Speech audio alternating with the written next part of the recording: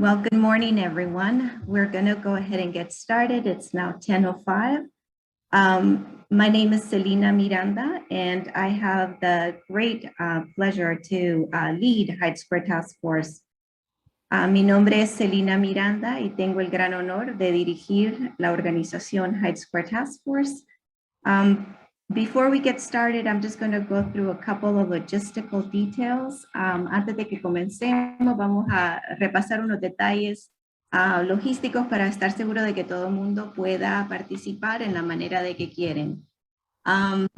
First, let me just let you know that the meeting, I want to let you know that the meeting is being recorded.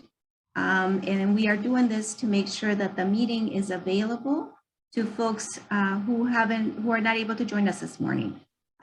Les quería dejar saber que esta reunión la estamos grabando para estar seguro de que gente que no pueda estar con nosotros esta mañana tengan acceso a la grabación después de la reunión. We also have a Spanish interpretation that is going to be happening thanks to our dear friend Juan Gonzalez, who's joining us today. And if you would like to access the meeting in Spanish, there is an interpretation icon down below, and you can click on that icon and select Spanish as the language of choice. Esta reunión vamos a proveer interpretación en español. Si desea escuchar la reunión en español, hay un icono hacia abajo donde usted puede seleccionar interpretación y ahí mismo escoger español como el idioma que quiere, con el idioma que quiere participar. Así de esa manera va a poder escuchar las presentaciones en español y también va a poder hacer sus preguntas en español.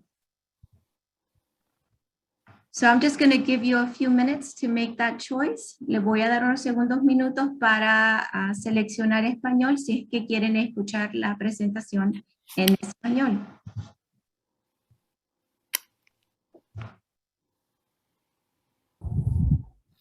Y Juan, creo que estamos listos para empezar la traducción en español.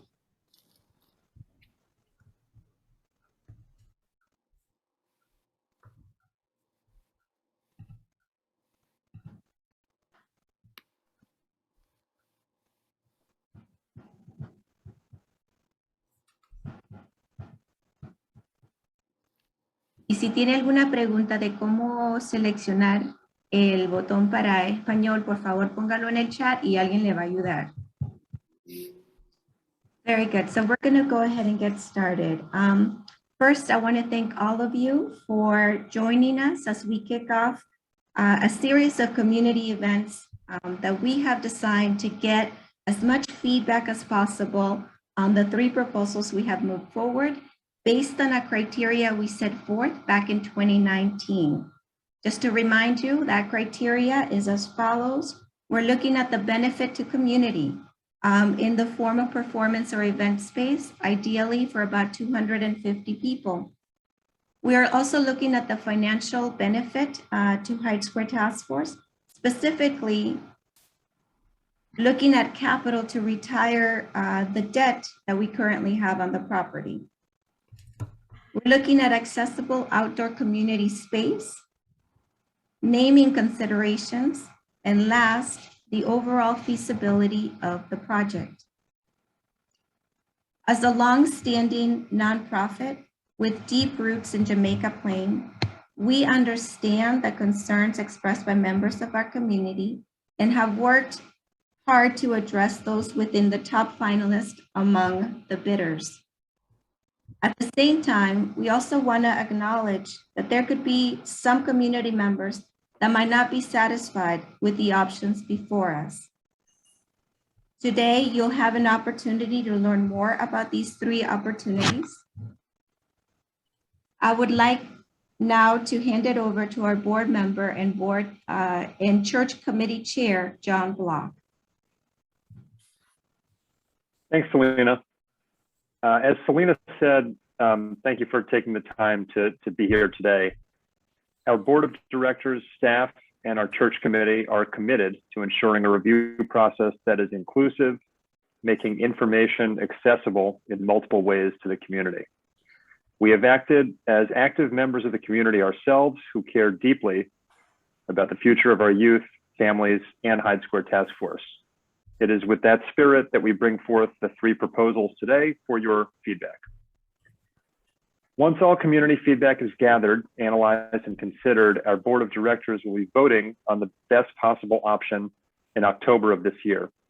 We thank you for coming to this session and joining us in this critical process. We strongly believe that all voices in our community matter to ensure the very best outcome. It is our hope that you continue to partner with us at Hyde Square Task Force to ensure robust discussion of the 3 finalist developers. And we thank them for joining us today as well. We believe that working together, we can reach an outcome that best benefits our community. Although the final decision rests with the board of directors, your input as interested and active community partners is critical and invaluable to this important process. And now I will ask Marta Rosa from MTR Consulting Services to go over today's agenda and give you more details on the various ways you and other members of the community can provide feedback. Thank you, John. Good morning, everyone, and happy Saturday. It's wonderful to have you join us for this information and community feedback session. I will be managing the agenda from this point forward and monitoring our time together and ensuring that we have a productive conversation and that your questions and comments are addressed today to the best of our abilities. In order to have a productive time together, we have some general rules that I would hope we can agree on before we get started with this portion of the agenda. And they go as follows. Let's try to keep our cell phones off. I know that's the hardest rule to follow, but let's try to keep them on vibrate so that they don't interfere with the presentations. Let's respect each other's input and really listen carefully. Let's add to the questions and the conversations. Let's not, if someone says something so that we can use our time productively, let's not repeat it. Let's just ask the questions, new questions or clarification if you have something that needs clarified. And let's keep in mind that words really matter. How we share our thoughts and what we say matters. So let's speak for ourselves and really try to keep track of how we're saying what we're saying so that we can all listen to each other and have a good, frank conversation.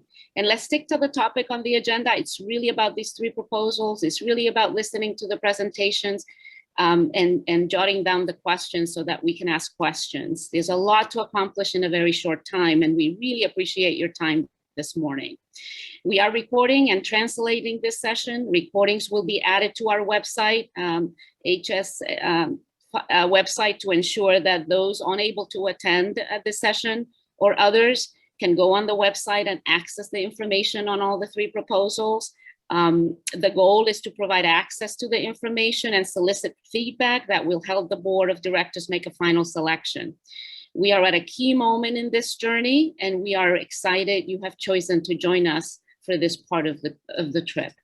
We have designed the agenda as follows.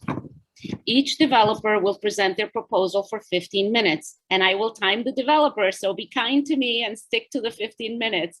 You will get a chat message when your time is 2 minutes away from ending.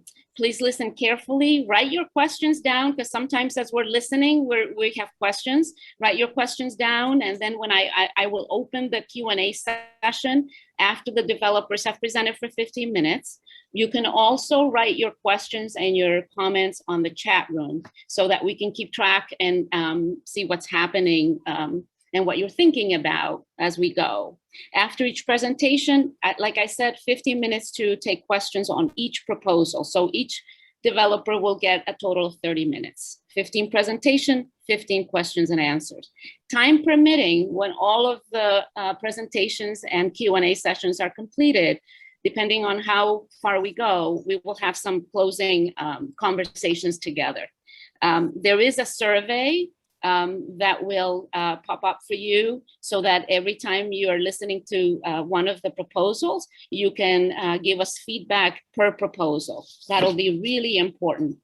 Also, in order to provide more access this afternoon after this virtual session, we are hosting an open house in person in which you can meet the 3 developers in person and ask more questions directly to them. We are still in COVID time, so we have taken all the necessary precautions so that we can stay safe during this in-person contact information session. Now, let me tell you, before I turn it over to the first developer, let me just tell you a little bit about the community engagement process that the task force has developed to make sure that we gather as much information and feedback from the community as possible bilingually so that all members of the community can participate. Recordings will be posted, like I said, on our website along with the survey so we can gather more feedback. So tell your friends if they couldn't make one of these, they can go on the website and they can watch those recordings after this session. We have set up a bilingual phone line so that there's a direct number that people who are not maybe savvy on computers or don't like computers, they can call on the phone and give us their feedback. We have dedicated an email address to further gather your feedback for those who prefer to talk to us on email. Someone will be back in touch. We have 2 community information and feedback sessions and the in-person open house for you. And we're planning to open up another open forum in the future.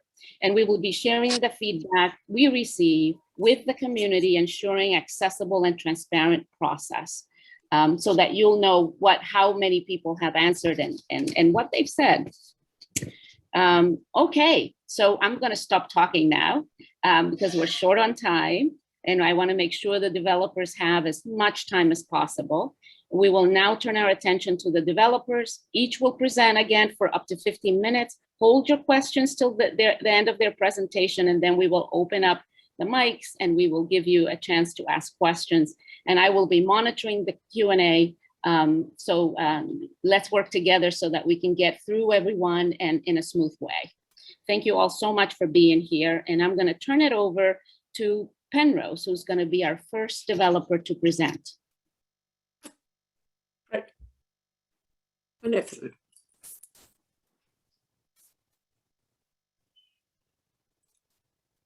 Good morning. I'm Rebecca. I'm here with Ryan. We're from Penrose, and Philippe and Frank from Demella Schaefer are also on our team. They're here as well. We were invited to put together a proposal to preserve the Blessed Sacrament. We're really excited about this opportunity to invest in the space. We love this historic building, and it's such an important community resource. We're committed to meeting all the goals that Selena described so well. Rebecca, before you turn it over, I was just informed if we can talk a little bit slower with the presentation so that the Spanish translation can keep up. Trying to maximize Thank you so much. I know that's the hardest thing. Of course, yeah. No, we want to be clear. Thank you, and just give me a shout if I've sped up again. So first, Penrose is a national scale firm with a community focused approach. We do mixed income housing development all over, and we're all Boston based. So our whole team has had their careers in Boston, and we're really committed to doing this project here and investing in our communities. We've also worked with Demella Schaefer on other historic rehabs and doing a lot of really complex preservation deals. They're really skilled, talented locally.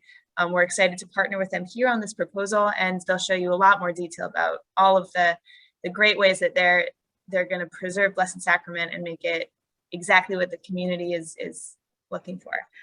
Yeah, go ahead. So again, this is our team. Charlie Adams is the regional vice president, and he was really disappointed to not be here today. He's going to be leading the process. He's going to be there on Monday and definitely wants to be a resource for all of you as you have questions. He's very invested in this project. And, I think I'm Rebecca, Ryan, Philippe, and Frank will also be showing you kind of what they've proposed for the development and give you a chance to see all the details of the exciting space they've sketched out. So, to kind of meet the goals of this project, we really wanted to incorporate substantial performance space inside and outside. We've been really energized by this community goals for creating more accessible outdoor space and affordable housing options. So our proposal shows a feasible route to restoring the entire building making it active and productive, really building on community resources, re-engaging all sorts of parts of the space. And we're really energized about this vision for sure, and have a lot of experience doing similar work kind of all over. So here's some examples of other buildings Penrose has worked on. So again, residential developments, but also building a lot of community space, interior, exterior, making sure that the residents can engage in the whole building, and also the community has a lot of involvement in the way that they're redeveloped. Ryan will speak about this a little bit more, but to the bottom right of the screen is a rendering of the Pride, which is a project that we're working on over in Hyde Park. So Penrose really invests in our partnerships and the community we work in for the long term. We do really wraparound services. So we have a management company with a lot of technical experience, you know, and they're very well-versed in everything, every kind of project, really talented with engaging with residents, take very good care of buildings, and we're really in it for the long haul. And we also, you know, through our supportive services team, we meet the needs of a resident community and the community overall. Our supportive services staff do a ton of outreach to local groups. So whether it's, you know, art programs, youth employment programs, kind of multilingual, multicultural resources, we're really invested in bringing that kind of energy into our resident community and engaging the whole neighborhood in the development. Okay, I'm going to take it from here. So that's a little bit about what we think makes Penrose unique. I'm going to try to summarize why we think Penrose is a really great fit for this effort, for this building that means so much to so many people here in this community. As anyone who knows this building knows, this is a beast of a historic preservation project. And luckily, that's what we do. We are highly experienced with complex historic preservation projects. We're working on 2 deals with DeMella Schaefer that are under construction right here in Massachusetts right now.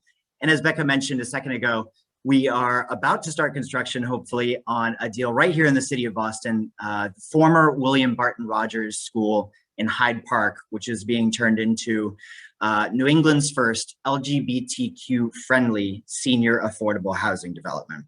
It's over 100,000 square feet, and it's going to have more than 13,000 square feet of community space, including an auditorium and a large multifunction room.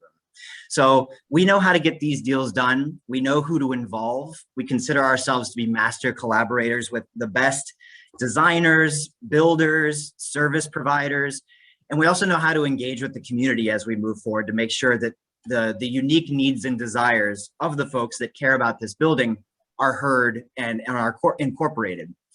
Now, because we are a national firm and a long-standing firm, over 40 years of history, we bring a level of financial strength and sophistication that mean this deal can get done. It is executable and it's feasible because we have great relationships with all sorts of funders, but also with the state and city agencies that are really key to making mixed income housing and community space possible.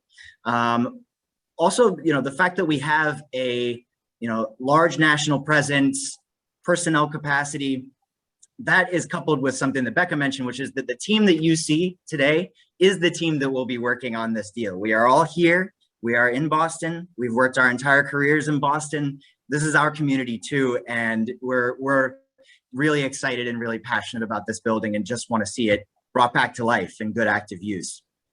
So we're a mission-driven firm, and how that ties into the mission for this project, we came up with a mission statement, which is to work with you and for you, the community, to preserve and restore the Blessed Sacrament and convert it into meaningful community and performance space, as well as affordable and workforce rental housing opportunities in a neighborhood that we know needs it.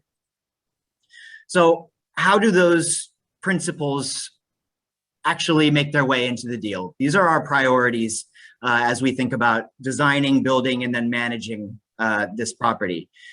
First, the #1 priority is preserving and honoring the legacy of this building and the people that care about it. I know so many of you on this call have memories here, have family ties to this building. It's intensely personal, and we understand that.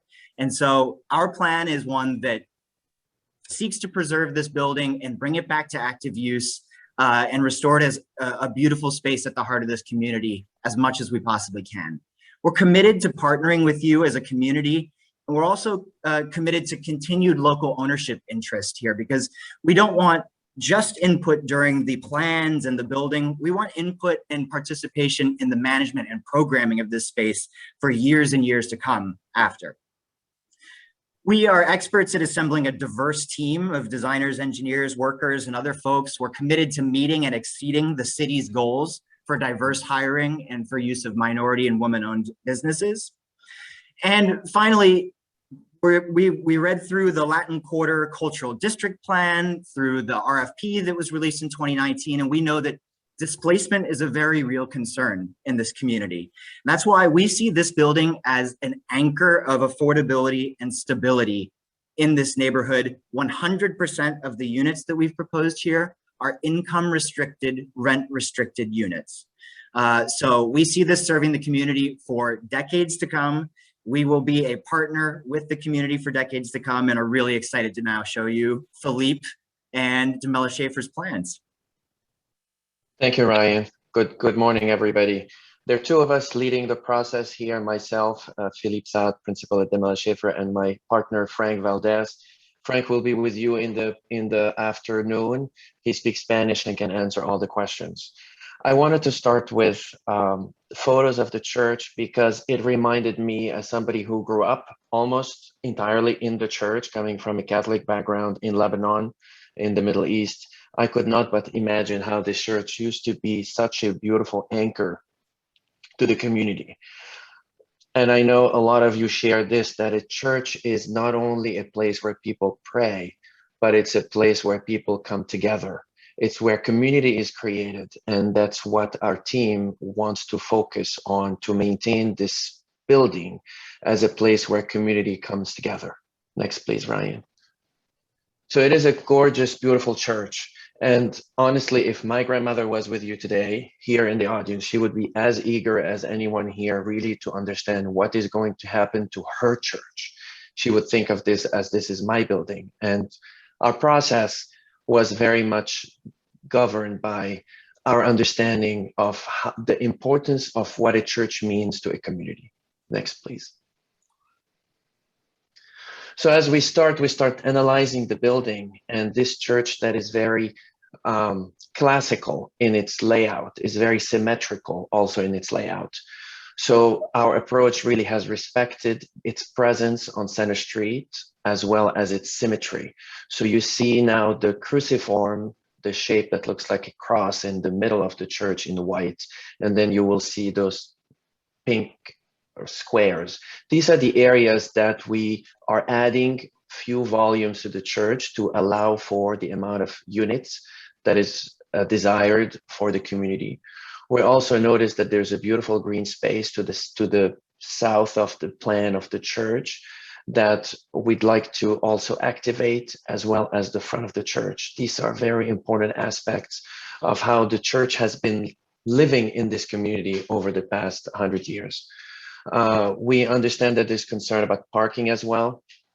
So we have tried to maximize as much as possible the parking space to the top of the church here on the page as well.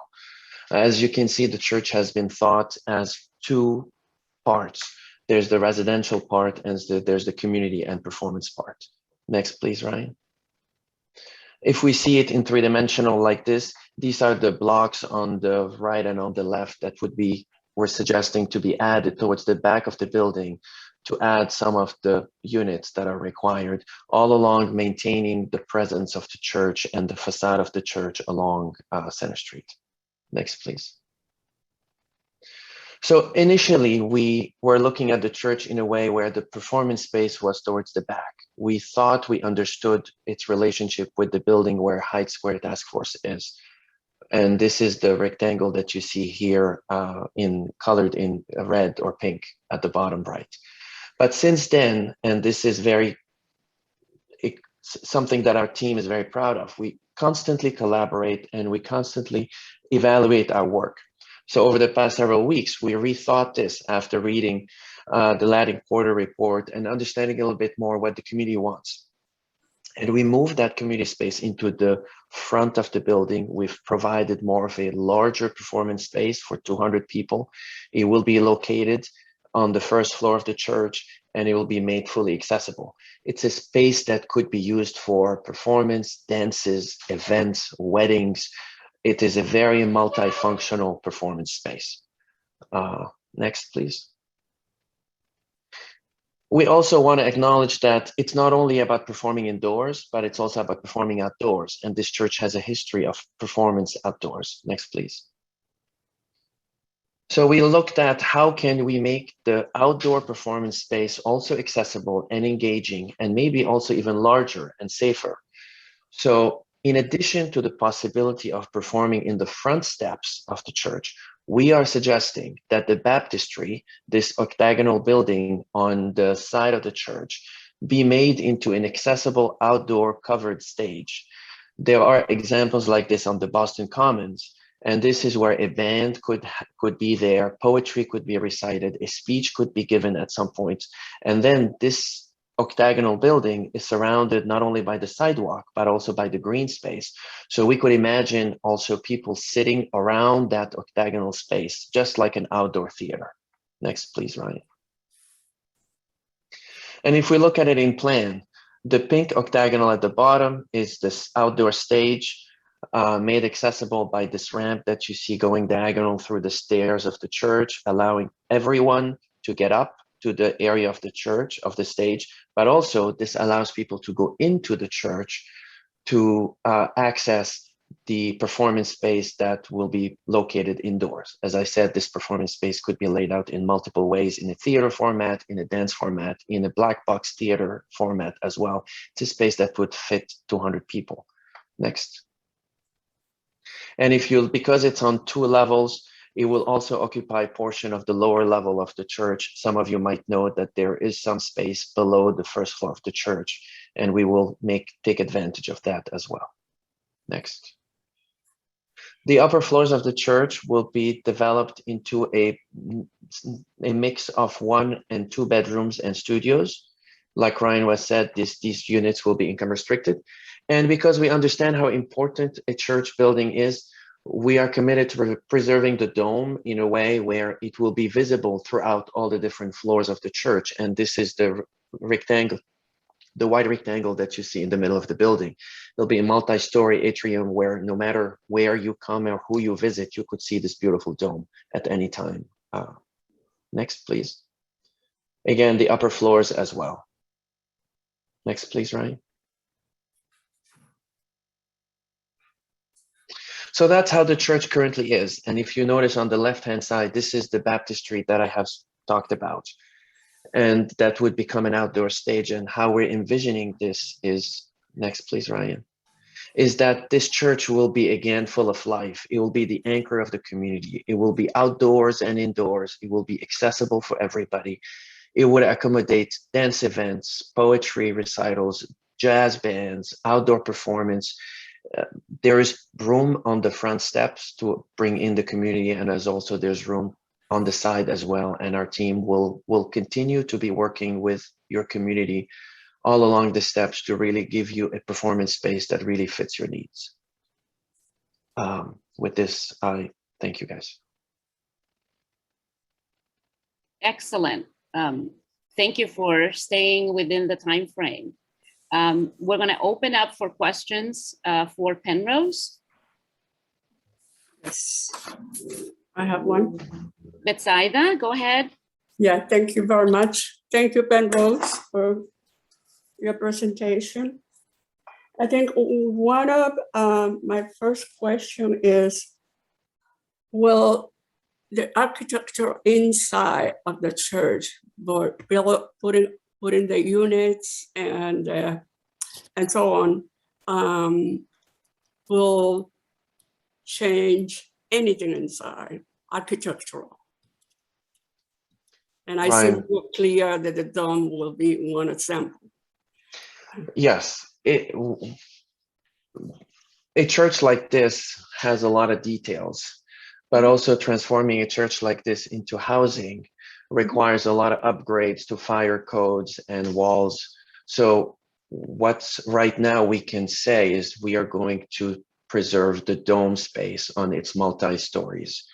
We might, as we start designing the building a little bit more in detail, find that we were able to preserve some of the interior architecture and the decorations that are in the church. We have done a lot of those adaptive reuse, and we understand how important these things are for people in the community. And also they add character to any unit we will be doing inside the building. So we will do what we can to renovate and preserve some parts of the interiors besides the dome. Also, Some the questions second are question- coming into the chat, and so I've asked Ryan if he and his team can address some of the questions on the chat directly, so everyone can. Can I quickly ask a question? It's One last question, handicap? because I have a lot of people. just a handicap. I want to hear a little bit about the handicap, how they're going to do it. Excellent. Because I can't get in any building if it's not handicap accessible. Thank you, Betsaida. No, thank you. Absolutely. So the housing will have 2 elevators to lead everybody in an accessible way to all the units. But also the performance space. We understand that every performance space has to be welcoming everyone in all their abilities into the space. So we will modify portions of the front steps of the church to allow for an accessible ramp to come up to the upper platform. And then once you're up there, you can go through the performance space through a series of ramps to get into all the portions of the church, the performance space. Thank you for asking this question. And Betsaida, I'll add, we almost always try to do 2 elevators in all of our buildings if we can, so that if one is down for maintenance, one is having issues or whatever, we're not leaving people that are depending on it stranded on their floor. So that's really important to us from an accessibility standpoint. Thank you. Kathy had her hand up for a while, so I'm going to call on Kathy. Thank you. I also have the questions in the chat, but amazing presentation. This is a very exciting proposal, but a key question for me is the affordability levels. Sure. Like, what do you, income restricted is a very broad term. I'm glad you asked. Thinking about Hyde Square incomes and Boston incomes, and especially BIPOC incomes in Boston and JP. Who is this housing serving? And then also, is it rental? Is it ownership or a mix? Sure. So, details, please. No worries. Thank you. Great question, and I can answer that. 100% rental, and what we're proposing is 60% what we would call affordable housing. So that means rent and income restricted to folks earning lower than 60% of area median income, with the remaining 40% of units what we call workforce housing, which tries to target middle income, kind of we call the missing middle in housing. And that's for folks under 120% of area median income. We also, within the affordable portion, there are rules for the city of Boston and for the state on the number of 30% AMI units, extremely low income ELI units that you need to provide. So there will be 8 of those within this 52 unit mix as well. So all income and rent restricted, 60% of them will be for folks below 60 AMI. Ryan, there's a question about the size of the units and why only studios and 1 to 2 bedrooms. Sure, I can let Philippe answer the specific size, if that's okay, Philippe, if you have the square footages. So it's a church. It's in adaptive reuse. There's a lot of inefficiencies sometimes because we're coming into a building from the outside. At the moment, we have blocked studios 1 and 2s and we might end up with larger units, but we don't want to promise because it is an existing building and it's going to come with its challenges. We understand families needs to have a place and 3 bedrooms are something that would bring in the families. As we develop the project further and we know a little bit more details about the structure itself, we still have to do a big survey and understand all the details of the inside of the building. Then we will be looking at possibly including maybe a larger mix of units if the community is wanting such units. But for the moment, even the studios, 1 bedrooms and 2 bedrooms are fairly large because of the adaptive reuse and the inefficiencies of putting units in an existing building. Can you also answer the square footage question for the performance space indoor? Yes, absolutely. I don't have the numbers off the top of my head, but I know it's in the range of 3,000 square feet for the performance space. So it is fairly large and can be used in a very multi-use. Okay. It's the whole front of the church that is plus portions, the whole front of the church that is blocked off for performance space. So you all who have been in the church can imagine how large that space is. Great, thank you. Yep. So, and Kathy, to your question that you just dropped in the chat to kind of follow up on the levels of affordability within that kind of below 60% AMI restriction, and AMI, area median income, that's the way a lot of our funding sources require us to restrict units. And we're really committed to providing units below that as well. So, you know, it's there for people that, you know, work a bunch of jobs, have minimum wage, have, you know, a lot of other kind of obligations and financial issues. Like we really respect that people need housing here and they want to stay in their community. So we do have very deeply affordable units as well. And as we put this together, we want to make sure that we're meeting the needs of the community in the units, kind of the options that we offer. And we just have to kind of take a harder look at funding sources available and get some feedback from you all as we go forward. So.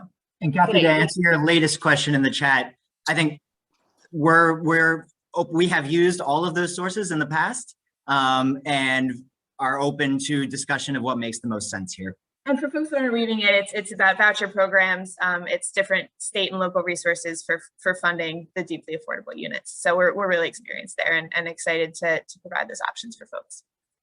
Martha, there's a question. 6 more minutes for questions.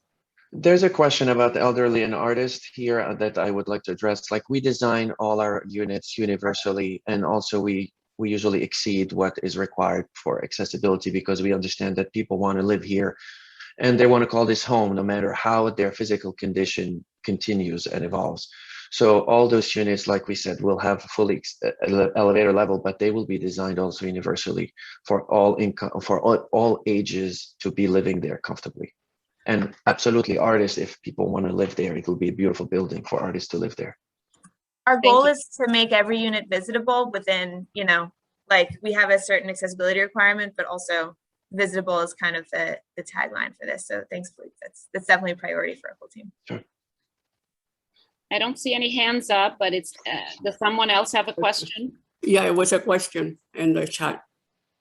Or it went in from Pat Philly. I think that's, Pat, was that about access to a translation in Spanish? I'll punt that to HSTF. For the online presentation, is that going to include the Spanish translation or? Oh, do you have a question for the developer? Oh, no. Just to very quickly, yes, Pat, it will be available in Spanish. Okay, I just don't want to cut off the questions for the developer. Sorry, Pat, do you have a question for the developer? Not right now. Okay, Great thank you, Pat. presentation. Richard? Thank you. Thank you so much Thank for you, having Pat. us. We really appreciate it. Thanks, everybody. Richard? Yeah, just a quick question. This is a pending landmark. Has any contact been made with the Landmark Commission, and how do they feel about the changes that are being proposed in general? I'm sure you haven't showed them detail, but I think that's going to be a major hurdle for any development. So sure, and we've, you know, jumped those hurdles before on plenty of other projects where we understand that that's part of the process. We wouldn't start that until we're selected. So it's still kind of our community process. We really hope that we have a chance to develop this. And if that's the case, then we will move forward with the rest of the kind of state and national level approvals. Thank you, Richard. Harry, you have your hand up? Yeah, hi. Thank you for the presentation. There was a question in the chat about the performance space and would it be free and open and accessible to the community that I just wanted to follow up on that, just to try to understand better how you see that space being activated and managed, and if that's something that Penrose is going to do, or if that's something you're seeking partnership with the task force or other community groups to do, just to explain a little more about how that space might operate. Very much the latter. Penrose, we're very experienced developers. We're not experienced coordinators of performing arts. So we would definitely defer to the community on that and to the task force. I mentioned briefly when I was speaking that we're committed to a long-term ownership interest for the task force in this. So that is a way of us indicating we want ongoing involvement and ongoing programming support and input from folks in the community. So very much the latter, and look forward to speaking with you more on that. Anything you want to add? Yeah, I mean, I will say too, and I indicated kind of in our intro about Penrose as a firm and our overall unique approach. We also have really skilled management and services staff. So in our role as developer management company, anything that we can do to really support the effective use of this space is absolutely within our experience and our priority here. So it's really, as we move forward with this process, it's what you all need from us and what we can do to support the best use of this space for the community and the neighborhood. Okay, we have time for 2 more questions. So I'm going to call on Cornell first, who had his hand up. Oh, yes. Hi. And thanks for that great presentation with the good visuals. My questions are curiosity based. How long will it take to build out? And also, how much do you mentioned investors? So will you continue to control the space the way you'd like to if you have multiple investors? We can take the first one first. Yeah. So, sorry. So you're going to take, I'll take the investor question. You can take the timeline question. Timeline. Affordable housing, mixed use projects, anything that is this complex does take a while. And we have a lot of experience navigating that process. The plan that we've shown you today, we believe is the most financially feasible and also the most efficient way to get this project done. So we bring all of our national scale and expertise with these kind of projects here to move it along, where we care very much about the timing and getting this project complete and the building preserved for you all. But we also want to have a really inclusive process and make this exactly the kind of building that you all want and the kind of community space that you're looking for as part of the redevelopment. So we don't want to move too quickly, of course, and miss an opportunity to do our best work and to make sure that everyone participates.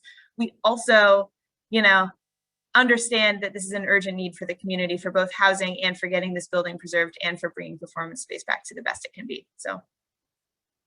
And on the second part of the question regarding control with investors. So the way that deals like this are structured is typically through the low-income housing tax credit program, in which investors effectively purchase those tax credits from us if we're lucky enough to obtain them with our proposal. And then we craft a development agreement in which, yes, we would retain all management control together with the task force because they'd be admitted into the ownership entity. So we, with the task force, would be the 100% owners or 99.99% owners of the property for the duration of the deal. So yes. And we're not just gonna. I'm gonna move to the final question because we're running out of time. Sorry, guys. Christine, you have the final question. Can you make it quick? Yes, my question was answered. It was about who would ultimately own the building. Okay. So thanks for a great presentation. Thank you, Penrose. And we're getting ready to move to another group. Penrose, you still have some questions on the chat. If you would like to answer them on the chat, that would be great. Okay, great. And now we're moving on to Nuvu. And who's presenting from Nuvu? This is Said. I will just share my screen.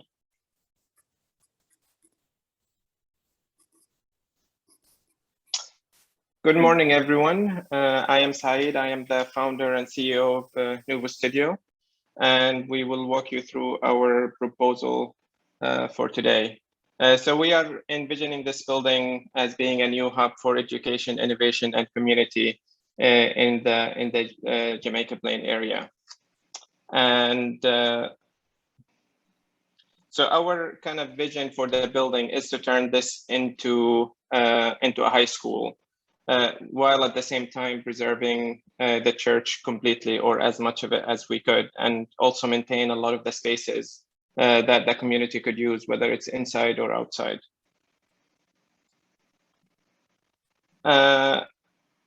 So we are, as probably we share this with everybody here and the people who presented before us, we are in awe of the building. And when we saw it, we immediately imagined this as being kind of the new home for our school. And you can see from these images that we took, is just every detail of it is as amazing as it can be. So we wanted to try to preserve as much of this as we can, and at the same time, obviously, accommodate the programming that we have. So we are envisioning this to be a home for around 150 high school students from the Boston area. So Nuvu, as it stands now, we have a high school in Cambridge Central Square area. We have around 50 students. We were founded in 2010. The big vision for us is to kind of grow into 150 students. And so when we saw the building kind of being up for sale, this is kind of the first thing that came to mind, is like, how can we turn this into an exciting place for the school? Our students come from all over the city. We have a large number of them on full or partial financial aid. So we really care about having a lot of diversity within the community that we have. And it's not really a school in the traditional sense. You can see from some of the images that we have here that a lot of it is the studio spaces, and our students basically spend their whole day making stuff. And in a lot of these cases, we are partnering with community and solving problems. So even when we are in Cambridge and Central Square, we are always partnering with a lot of the shops, with a lot of the youth organizations, a lot of different senior housing, even homeless shelters. And we take our students in there and we have them work on identifying certain issues that they can work with the community on. So we are highly embedded in the community. So I think, like, for us, when we saw that the whole community is being emphasized on in this proposal, in the proposal, it was really kind of exciting, because this is part of how we do things. And also another part of it is that because we are producing projects all the time, we basically do events like this a lot. So we are used to kind of hosting these events. Sometimes it's our events, sometimes other people's events. And so it's also a big part of the DNA of the school that we have. There's a lot of kind of community members going in and out of the building all the time. On top of that, we have also 15 Nuvu branches all over the world. So when we saw the building, we really imagined this as kind of the mothership, basically, where everybody is going to look at this as the example of how education in the future is going to be. And a lot of these people from different places will be coming into this building to kind of see how we can do this type of education on a much more kind of engaged and high level. And this is the team that we put together to make this happen. So we are kind of the project owner, the school, and we have Mike, who is going to be talking about the rest of the team. Yeah, thank you, Saeed. So as you can imagine, a project like this is very complicated. And as you have heard from others, it's very complicated. And there's a lot of pieces that need to be considered, especially, what the community needs and wants. So we spent a lot of time putting together an experienced team that can actually pull this off. We know, and you know, that this is an incredibly important building to the community. And it has been it's been empty for a very long time at this point. And there's been a lot of proposals that have come forward and not actually happened. And so we wanted to make sure that our team has the experience to, we have great ideas, we've got a great vision, but we wanted to make sure that what we are proposing is feasible and can actually happen in collaboration with you, the community. So you've already met Saeed and heard about Nuvu and how they, how their school works and how it'll occupy the building. But I'll introduce the rest of the team. Myself, my name is Michael Lozano. I have nearly 20 years experience developing projects like this. One that I'm just finishing right now is the historic renovation and adaptive reuse of the old Worcester County Courthouse, which was built over 4 stages starting in 1848. That building was turned into 118 mixed income apartments, as well as a museum space dedicated to the life and legacy of Marshall Major Taylor, who was one of the first African-American champions in any sport. And he's a favorite son of Worcester, and that experience that we've had there is that buildings like this, that building that I just finished working on, is very similar to this. They're totally different buildings, but a building like this that's iconic and really important to the community has a lot there's a lot of factors that go into preserving, reutilizing, and making these buildings, returning these buildings to productive use for the community. So to that end, we've engaged Icon Architecture, and Ned Collier, who's a principal of Icon, is on with us. He's a JP resident, along with Kendra Hallowell, who is also going to be working with Ned. She is also a JP resident. I live in Rosendale, and I ride my bike past the site 3 times a week on the way to my office, so I'm very familiar with it. We've engaged Matt Bagadano, who is the president and founder of MWB Construction Advisors, who is very experienced with projects exactly like this. He has helped us, analyze the building, its existing condition, and what it will take should we be fortunate enough to move forward and actually be able to build this. How do you build it, and how do you pay for it? Perhaps most importantly. We've engaged Robinson & Cole as our legal representation. They're very experienced Boston-based firm that will help us with all of those aspects. And then lastly, we've engaged Maureen Kavanaugh and Alyssa Augenstein from the Public Archaeology Laboratory. They have worked with our team, and they have worked on literally hundreds of buildings like this in order to help us preserve these buildings, reuse them in a way that is most complementary to the history of these buildings. We are anticipating utilizing historic tax credits, which gives a very significant heightened sense and oversight of the type of renovation that needs to occur with this building. So we are anticipating that we will preserve the exterior of this building in its entirety. So it'll look much like it has looked within the community for hundreds of years at this point, but it'll be completely renovated and completely, returned to sort of its former glory with new life. And the students that Saeed talked about will be coming in and out, as well as the community, and we'll get into that a little bit as we move forward.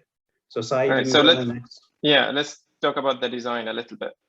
So maybe Ned, we have only 7 minutes, so maybe we should just, Ned, do you want to say something quick? Yeah, I'll be very, very brief. Icon has extensive historic preservation and adaptive reuse experience. We had 2 projects recognized by Mass Preservation with the Paul and Nikki Songus Award, which is their highest award. My expertise is actually educational and performing arts. So we're well prepared to engage in this program, and the firm is highly invested in JP. We have multiple housing projects in Jackson Square, Forest Hills that include affordable and workforce housing.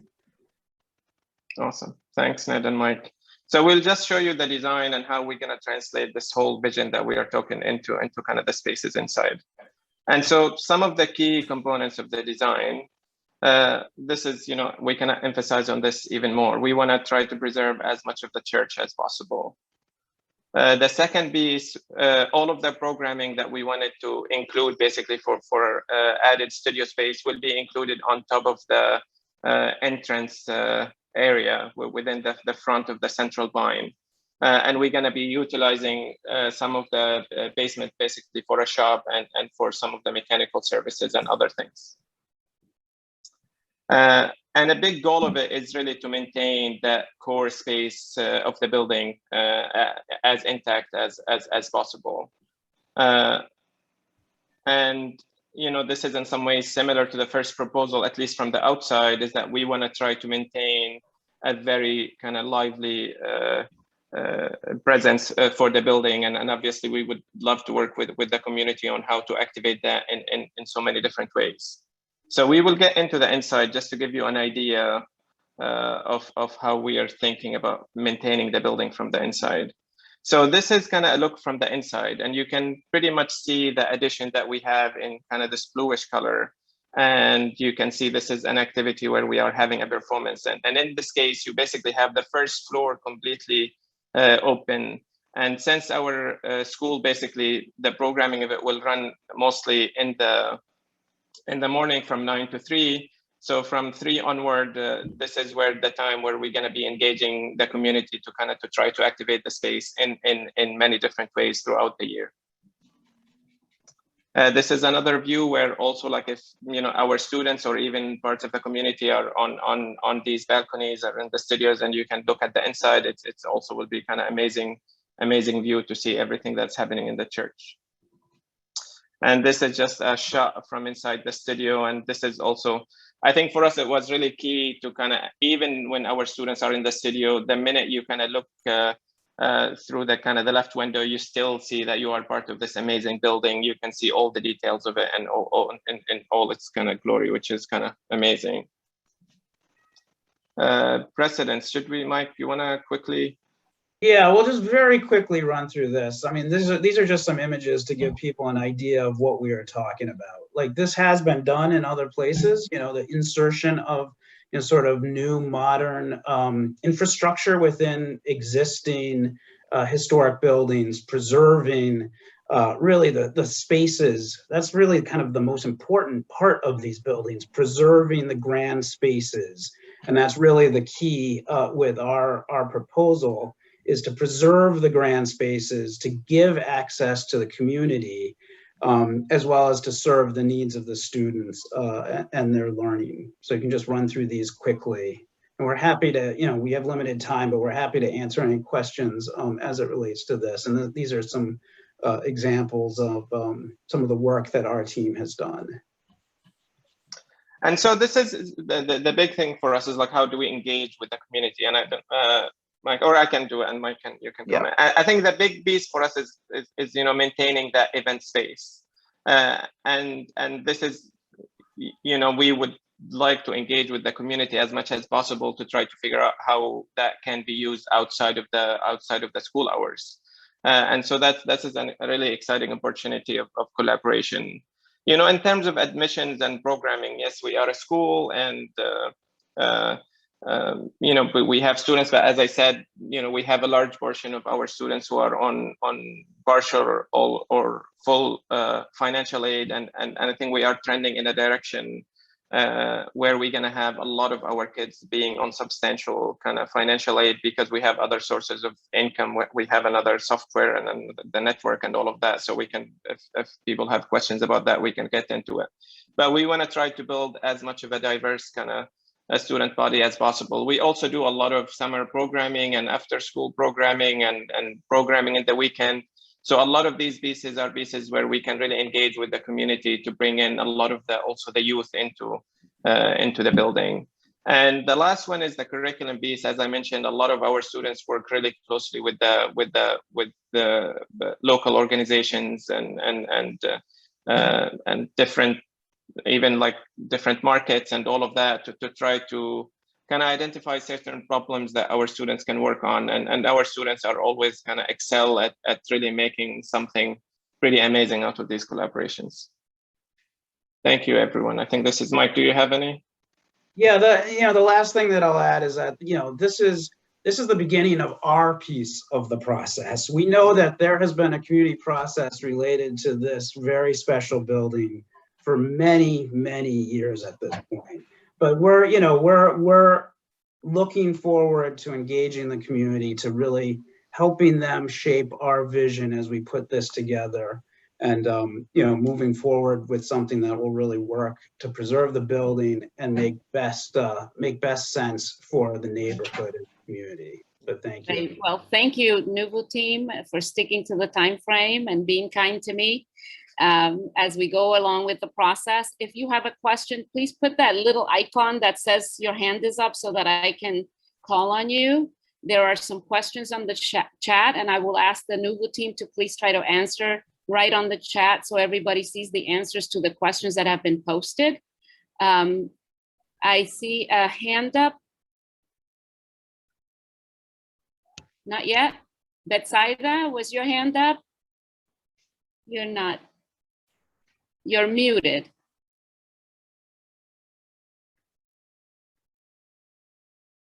I'm not that good at doing this. My quick question is, where are you going to get the grants, and do you have money in hand to purchase this church, and how much is it? How much you're paying? Yes. So, and I see that there's another question within the chat related to the financing for this. Yes. So again, as I mentioned earlier, we took a viewpoint that we could put as many pretty pictures up here as we could put together, and it doesn't mean a lot if we can't actually, put together a feasible package to actually build this.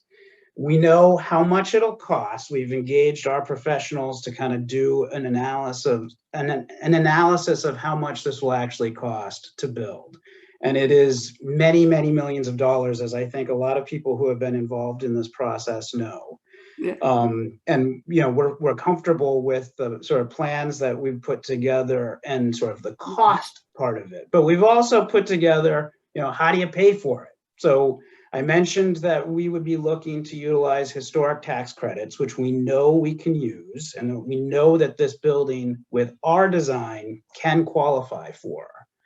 And we also will be looking to use some other tax credits that are commonly used for projects like this, for new school buildings like this, that are available and able to be utilized for projects just like this. So we think that we have a feasible financial plan that we can put together. It is complicated. There are a lot of different pieces that go into that, but we do know that, should we be fortunate enough to move forward on this and, again, continuing to work with the community, that we can build what we're talking about here and pay for it. Saeed, before I move to the next person, there are several questions on the chat about the percentage of students that now use your current school in Cambridge, and sort of your commitment to having JP students utilize the space. So we actually have a lot of kind of JP students already who commute to kind of Cambridge. I actually live 2 minutes away from the church, so I see it from my window. So we're definitely, as we are kind of planning a move to this part of the city, we are definitely committed to engaging a lot more students from local students from this area. And as I said, we don't necessarily just do it through the school. We do a lot of programming that happens in the summer, and we have a lot more flexibility with that to kind of get even a lot more kids into the space. And we do also programming for a lot of younger kids, between 3 and 7 over the weekend. And so we have many different ways where we can really engage the youth in the community in many different ways. Thank you. Christine, you have a question? You're on mute. Okay. There So you go. I have a couple of questions. Who ultimately will manage this project from start to finish? Who will be the builder? And Michael Lozano, are you with a firm or are you a solo practitioner? So, the project is owned and managed by the school and Saeed. We've put together our development team. I am the development consultant for the team. I am a vice president for development with Trinity Financial, which is a firm that does a lot of work related to this, but mostly mixed income housing. I am doing this outside of that that role, but sort of beside it. And we'll be working, from start to finish with Saeed and his team as this is put together. As far as the builder is concerned, we've engaged with Matt Bagadano as our consultant, who is very, knowledgeable professional. But we will be looking to engage local contractors when the time comes to actually put this together and build it. But those contractors, will absolutely only utilize contractors that utilize a local workforce, a diverse workforce, and one that has lots of experience in JP and the city of Boston. Thank you. Any other question? I don't see hands up, but any other question from the community for this group? Harry?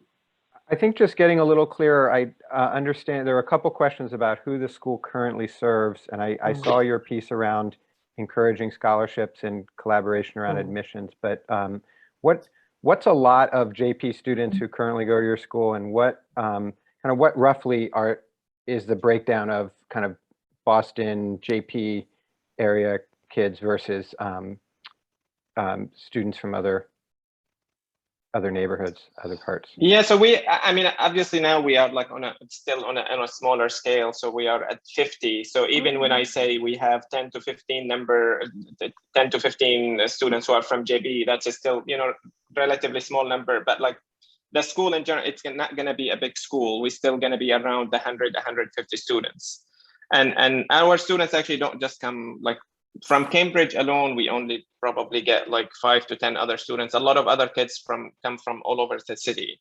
And, I think as we plan to grow, I think a big kind of goal for us is to try to kind of really diversify the population as much as we can. And this is, as I said, we have other sources of revenue. So the school itself is not really the only revenue source that we have. And because of that, we will be able to give a lot more scholarships kind of as we expand. So that this is really a big part of why we are excited about this location and why we are excited about this building. And so that's definitely a big part of how we are looking at the future of the school. Thank you. Can you address the question on the chat that says, what is the plan to make the community event space accessible for the community? Yeah, I mean, this is, and Mike can add to that, like our Ned, maybe. Ned, do you want to? Sure. It will be fully accessible, both the site and the building. And I was just starting to type in a response. We designed to universal design standards, which are intended to make a building accessible to the broadest range of population. It's very different than ADA. It deals with visual impairments, hearing impairments, all kinds of temporary impairments. It's a very broad set of standards. And if the question is more focused towards like how does the community utilize the space, that's something that we want to have a discussion about. Like that's where we know that we are designing the space that accommodates gatherings, it accommodates the needs of the school, but we want the community to utilize the space. We think it's appropriate. The school's not going to be using the space, as Saeed mentioned. The school doesn't utilize the space 24 hours a day. So there are ways, and we want to find ways that we can work with the organization and the community to get people into this building. We don't want it to be, you know, just a community, an insular community where it's just a building. You know, we want to bring that life in and create those connections. So we're very open to figuring out together with the community how to do that. We have about 5 more minutes for questions. There are 3 hands up. I'm gonna start with Martha, who had her hand first, and then Olivia. Thank you. I'm curious, what is the tuition for 1 year? That's my first question. And my second question is, how many students get a full scholarship or a significant scholarship so that they can attend an entire year? And more, 4 years, because it's a high school. Yeah, so this is so the school itself, again, I said, like, we have around 50 students now, and we can get you the precise numbers basically at the later stage. But you know, I think we have probably around 10 kids who come to the school completely free of charge, so they don't have to pay anything when they come for 4 years. We have probably another 20 students who come on a partial kind of scholarship, and then we have the rest of them, basically probably another 15 or 20 who pay full tuition. But this is just basically the school side of it. Then the summer, we also give out a lot of scholarships for our local students to come. So that program, usually we have around 300 students. And, you know, and again, like, I think, like, I did not realize people going to be asking a lot about precise numbers, but we have a pretty large percentage, probably 20 to 30% who also come to our summer program on a substantial kind of a scholarship. So again, this is, I think, like, our school is unique in a sense that we are not just a school. We have other things in terms of opening these innovation centers all over the world. So we have other parts of revenue that can support the school and subsidize the tuition of the students. Can you say what the Can people mute themselves so that we don't get noise in the background? That would be really helpful. And I'm also curious, what is the annual tuition? I mean, the annual tuition is around $40,000. 40,000. 40,000. Yeah, which is, believe it or not, we are actually a lot cheaper than all the other private schools in the area. So we are a private school. For a private school, we are we are relatively, yeah. But this is, again, I don't want people just to focus on this number, because I think on the school side, we want to try to add as many students as we can and diversify it on full or partial scholarship. But I think a big part of this, I'm going to move us to another question. Yeah, sorry. But a big part of it is just to also kind of, you know, open the event space to a lot of activities for the community. So it has 2 kind of parts to it. Thank you, Saeed. Olivia, your hand is up. Hi, yes. So I have follow-up questions also specific to the education related portion of the plan. I have 2 parts to my question. It's just more follow-up. It would be great to get a link to more of your stats and diversity and commitments to the special education. Like, if you have students who are receiving supports for special education supports, and if they get tuition reimbursements, if they are shown to be able to access your school and that provides the accommodations needed. So I understand that you probably don't have a lot of those stats and numbers specifically available right now, and that's totally fine, but it would be great to have a way to access those at a future time. And then my second question was, I'm hearing that there are a lot of commitments to partnerships with other community organizations within the school and service projects.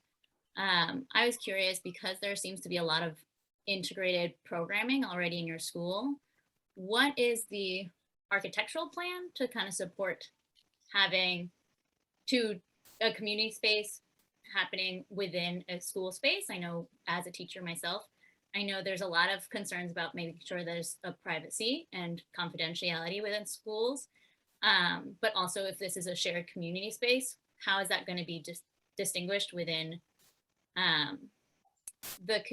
as a community space and a school space? And also from the school space for NUVU, what is the programming or staffing going to look like in order to maintain an accessible link to the school space? Like, is there going to be a staff liaison who's able to respond to community event planning spaces, or are there specific hours during the day? Olivia, we're running out of time, so I'm going to let Saeed answer Sure. the 10 questions. Yeah, these are a lot of kind of detailed questions. So yeah, we will try to get you the numbers, as soon as we can and share them with the community. So they will, get to see what we're talking about. But, I don't think we're necessarily envisioning the school to be used at the same time where we have community events. I think like there will be a separate, like our school runs until 3, and then, after 3 onward, we can think what, brainstorm with the community about like certain events that can happen within the school. But in general, I think even the school that we have now in Cambridge, our students are in and out of the space all the time. And we have like, partners who are coming into the space to brainstorm with our students. So it's not necessarily this very isolated thing to begin with. We have a lot of experience kind of getting people in and out and collaborating with ours. So we want our students to be in the community all the time and in the city and trying to solve problems that are happening in the city. So we have a lot of experience kind of managing that relationship. And so we don't really have, we can get to it and you can visit our website. We don't have a traditional curriculum. Like we don't have subjects and all of that. All of our work is kind of just interdisciplinary, and a lot of it is really focused on our students solving these problems and learning from solving these problems. Thank you, Saeed. And if there are lingering questions for the Nouveau group, put them in the chat, and Saeed and his team will try to answer them as we go. I'm going to take one final quick question from Christine. You get to close us out. So there's been several references to the fact that tuition is not the only income stream. Can you talk more about what other sources of income there are, and whether these sources might eventually be stakeholders in this project? So we actually own the other pieces. So the other thing that we do is we call it Nouveau X, and this is where we start these innovation labs inside schools all over the world, and we have 15 of them. From a refugee camp in Turkey to Hawaii to Colombia and other places. So this is a big part of the work that we do, and we look at this school here that we have as kind of the example of how other places can be. So a lot of people use it as a reference point. So it's what we call the test kitchen. And so we have these different kind of revenue streams that support the school. So it's not just the tuition. Thank you, Saeed. And that's going to close this session. Remind you that the survey is on the chat. Make sure that you filled out the survey. We're now going to turn over to Alvarado. And thank you all for your patience as we go through this process. Awesome. Thank you so much, Marta. Can you guys hear us okay? Yes. Awesome. All right. So first and foremost, thank you so much for having us here today. We're extremely excited to be talking with the community themselves, and also thank you to the Hyde Square Task Force and everybody else on the call. We're ecstatic. This building has been a passion project that we've been looking at for a very long time, and our primary driving force is to be for the people. So I just wanted to pass it over to Pablo to introduce himself, and we'll go through the rest of the team. Hi, everybody. Thank you all for being here and hear us our proposal, and hopefully, if we can select, we can pull this together. A little bit about me. Obviously, my name is Pablo Alvarado. I'm originally from Ecuador. I came to this country about 21 years ago. I moved to Jamaica Plain about 12 years ago. My 2 kids born in Jamaica Plain. My wife is also from Jamaica Plain, a couple blocks from here. We're very excited. We're very excited with this project. We're really passionate about it, not just because I'm local, it's just for the history of the building. And we're gonna show you how much work we put so far and how much we're gonna keep much as possible of every detail of the building. Gracias a todos por estar aquí. Mi nombre es Pablo Alvarado. Tengo en este país como 21 años. Me moví a Jamaica Plain como hace 12 años. Mi mujer es de acá, mi esposa hace un par de bloques de acá y mis hijos nacieron acá 6 y 9 años, por cierto. Estamos muy apasionados con este trabajo, muy excited, como dicen, porque hay mucha historia y sobre todo estamos trabajando por mucho tiempo en esto, como 6 meses with the task force, escuchándoles cuáles son las prioridades que ellos necesiten. Y creo que nosotros estamos y tenemos lo que ellos necesitan. So thank you very much for all this, and I'm going to pass Tim for the next presentation. Awesome. Thank you so much, Pablo. So my name is Nick Bogine. I came to Boston about 6 years ago. I live here. I work here. My family's here. I'm growing my family here with my beautiful girlfriend, and I'm really excited to be part of this community. I'll be acting as the property manager in operations. We also have Nick Elton, the principal architect on this project, that I'd like to pass it to introduce himself and tell him a little about himself and his firm. Good afternoon. My name is Nick Elton. I am from the firm Place Taylor Elton Hampton. We had the honor and privilege to work with the Jamaica Plain Neighborhood Development Corporation to do the master planning and 3 of the other buildings that are currently on the Blessed Sacrament complex. And also, one of the other people in our firm did one of the schools into housing as well on the complex. So we have a deep history on this complex.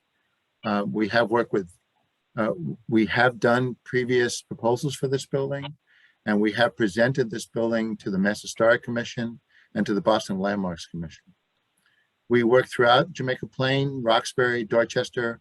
Mostly we are affordable housing architects, and we are extremely committed to a very high degree of sustainability. So, which is the other existential issue. And we're pleased and honored to be working on this building. Awesome. Thanks so much, Nick. And we also have Adams Moranti, who's going to be heading our zoning division. It's a team of a couple of local attorneys. 2 out of the 3 attorneys that we're working with are JP residents. We also have Mike Roy as our acting CFO, and Raj Tekchandani, who's another Boston resident, who's our funding partner. And of course, collaborating with the Hyde Square Task Force. And if we are selected, we're looking forward to having community advocates represent the community process every step of the way. I just wanted to open this up with a famous quote from Helen Keller. It says, "Alone we can do so little, but together we can do so much." And I really think that captures the embodiment of what we're trying to accomplish with this project, and we're really excited. So just real quick, we're going to run through the unit mix, the community space, what access looks like, some recaps of our offer and what we're giving back to the community, and then we can go over questions and next steps. Pablo, So, can you and Nick move closer to your mics, because some people are having a hard time hearing. oh yes, is that better? Can you hear us? Marta? Say it's better, yeah. Okay. Okay, great. So in terms of unit mix and tenant amenities, we have a very large array of units, all the way from micros to 2 bedrooms with lofts. So we also have studios, 1 bedrooms with lofts, and 2 beds and 2 beds with lofts. Now, just for those of you who don't know, a loft is a style of apartment that has an area above the actual unit itself that can be used as common space. It can be used as a bedroom. It can be used as a playroom. So we really wanted to keep in mind the community and everything from young professionals, couples, all the way to large families, and making sure that they have plenty of space. As you can see, they go all the way from 350 square feet all the way up to 1,500 square feet. Now, the rents are going to be starting at $1,550, and that's market rate. We want to make sure that we have plenty of affordable market rate housing, in addition to 13 affordable units in itself. There's also going to be 42 parking spaces, the gym, some lobby activities, laundry facilities, storage, bike storage, and we're also in negotiations right now with Mass Housing to add workforce housing to this as well. Now, I think this is what we're most excited about. This has been our idea for the past 6 months, after talking with the Hyde Square Task Force and other people in the community about what's really important, and the arts, the culture, the theater performances, and everything that's so beautiful about JP. We want to make sure that there is absolutely no question that we keep that alive, revitalize that, and encourage the arts and theater programs. So what we're proposing at the very front of the building behind the grand entrance is going to be a 5,000 square foot theater style performance space. There's capacity for about 210 seated, 400 cocktail style. It's going to be free of charge to the Hyde Square Task Force and the community. It'll be a theater grade build out. It's going to be about $4 million just to build this space out. And there will also be green rooms, basement storage with lifts to bring up tables, chairs, food, and there's a kitchen downstairs as well. So obviously there's also going to be banners outside the building. So this way that the community can have the ability to advertise these events for free and make sure that everybody's getting involved as much as possible. So here's just another aerial view of the performance space. And I'm going to pass it over to Nick Elton to go through the design layout for you guys. Good morning again. Thank you very much for the opportunity. What we're proposing to do is provide a space for performance that's flexible. So the current configuration that you're seeing there seats 210, about 150 on the main level, and another 56 or 60 on the mezzanine level, which you'll see in just a second. The stage in the front is collapsible, so that it can be removed or put in. You can do theater in the round or music in the round, or you can do cafe style with smaller tables, or you could do it as a banquet style. If you could take it back, I'd appreciate that. Yep. So currently we're also proposing that the main entrance serve as the entrance to the building, and that the vestibule that's there now would still be there. On the lower right-hand corner, there is a handicapped access where somebody in a wheelchair can roll right in flat, and then to their right, they can take a lift that brings them back up to the same vestibule where everybody else would be entering. There is also a fully handicapped accessible bathroom on this level, and there are stairs that lead downstairs to which we'll show you in just a second, to a commercial kitchen and 2 storage spaces for the theater, for the stage, etc. And this is also accommodated with a lift, a mechanical lift, so that people can bring the stuff, which is shown in the upper corner there, which allows people to bring the chairs and the tables and so forth down to the basement level for storage and bring up whatever else they would like to bring. As you can see directly to the left, there is housing, and we are proposing 46 units of housing. We are building this building, we are building the fit out for this building completely within the perimeter of the existing building. We are not adding additions to this building, as I think has been suggested, at least in one of the previous ones. And why don't we have the next slide, please? So this is the mezzanine level. On the mezzanine level, there is 56 or 54 seats. And there's also 2 practice rooms, which we believe that perhaps the Hyde Square Task Force would have people that are studying music, or small groups that are quartets that might want to practice in an acoustically separated space. Also on this level, there are bathrooms for some of this, for the patrons that are coming, for the audience that are up at that level. These are accessed by 2 sets of stairs on either side. It's similar to the existing choir loft. Can we have the next slide, please? So on the basement level, you can go down, and there is, on the upper portion of the slide, a full warming kitchen, which caterers could come in and prepare food. And when they've prepared the food, they can either bring it up through the service corridor and up through the stairs, or they can use the lift, which we mentioned before, which is accessible for them to use, as well as for the people that have. We are proposing a storage unit for theater props, another storage space for the collapsible stage. We're proposing a theater set shop, and we are proposing a storage space for the tables or chairs when they're removed, for when they're proposing to use it in other ways. Additionally, we have 2 full handicapped accessible bathrooms on this level as well. Now, right now, the parking is proposed to the north of the building for the housing. And there is an entrance, as you can see in the upper portion of the drawing, which goes to the existing parking lot. And there are 2 handicapped accessible entrances on that side of the building to get you into this basement level. And there would be, of course, elevators to access all the other floors. Can I have the next image, please? So I'll just talk about the architectural aspects and then I'll turn it over to Nick. We are also proposing further development of the outdoor performance space by adding a space frame that allows the stage to be more usable.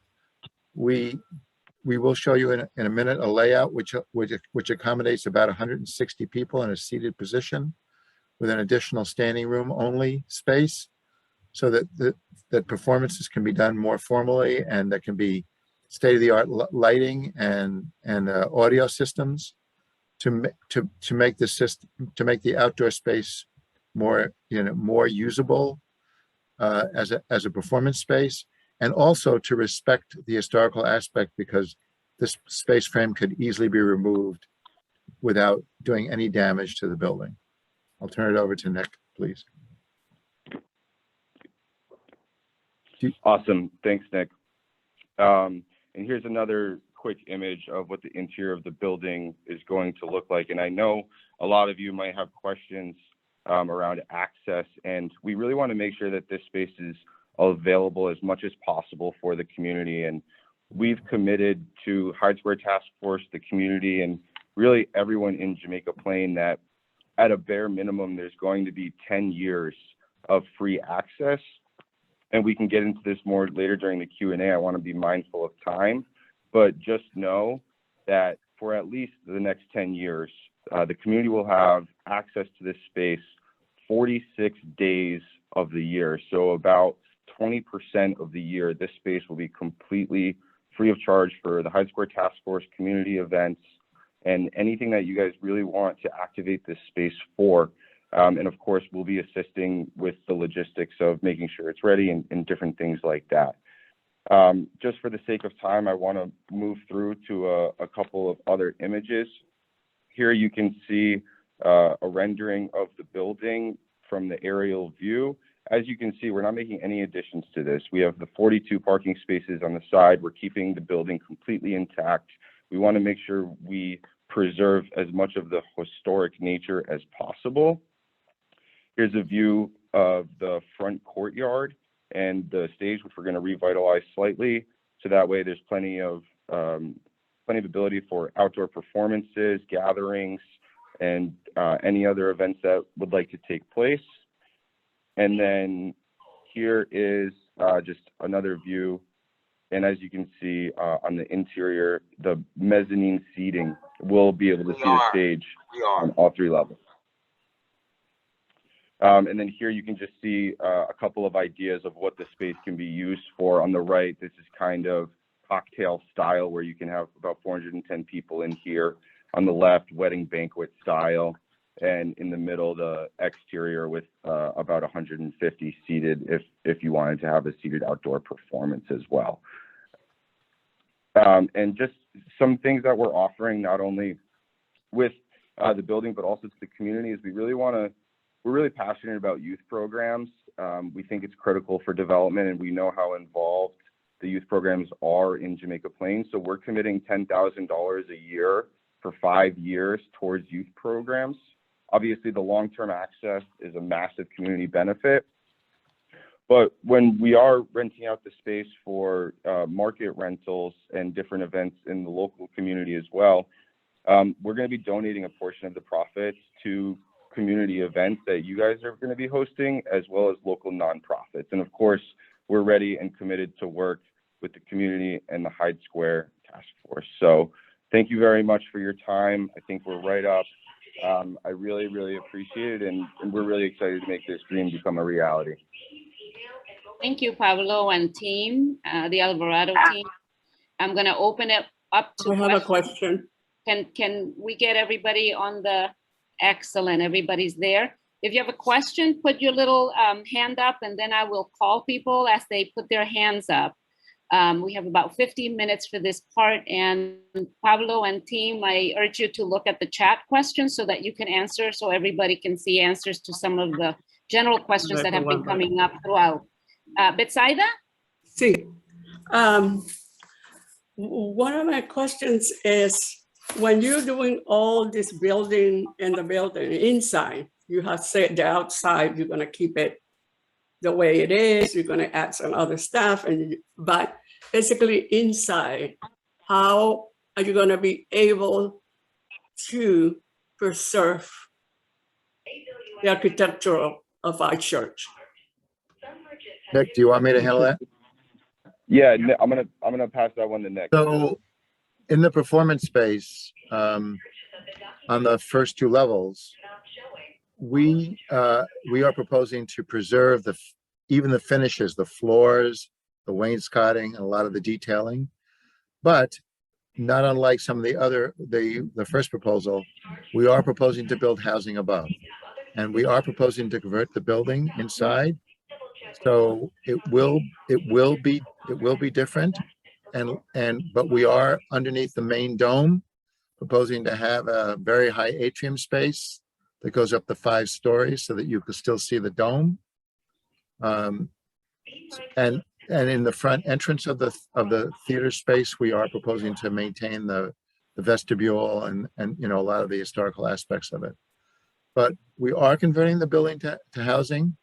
I will say that in terms of what we have presented this building and a very similar scheme to the Boston Landmarks Commission and to the Boston Historical Commission, to the Mass Historical Commission, and our proposal, they have found our proposal to be acceptable.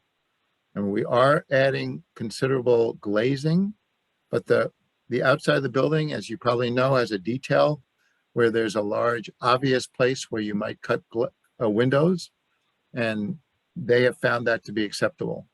So I think the performance space will maintain a lot of the historical aspects of the building, and the main rotunda underneath the dome will, but within the housing itself, it will be obscured. Obscure, okay. Yeah. Thank you. Curtis? Hi, everyone. Thank you for taking my question. So I noticed, in addition to all of the discussion about the interior of the building, I just wanted to look at the exterior a bit based on what I saw on the site plan. The park that is there right now, which is the green core that Hyde Square Task Force and many other groups and neighbors in the community use right now, was in the master condominium document for the entire campus, emphasized as being something that should be available as a publicly accessible space. And from the site plans that I saw on a couple of the images in the presentation, it looks like there are paths that would be going through that to provide access on that side of the building, and potentially a new stairway on the exterior of the building in the park space. Several years ago, when New Atlantic was looking at doing redevelopment and went to the Boston Landmarks Commission, I went to one of those meetings as well about this particular issue. And it looks like some of those same factors would be a concern for myself, and I would assume also for other members of the neighborhood, in that it looks like that part of the site plan on the green core side of the building, which is currently a publicly accessible park, would have the building take ownership of part of that space that is now publicly accessible. And that, from my perspective, and I think probably for many of the neighborhood residents, I actually live on campus in the affordable housing Creighton Commons condominium. But for the many people in the neighborhood, for Hyde Square Task Force as well, I would hope, where the other presentations were talking about activating that space, and I didn't see any indication that it would be disrupted.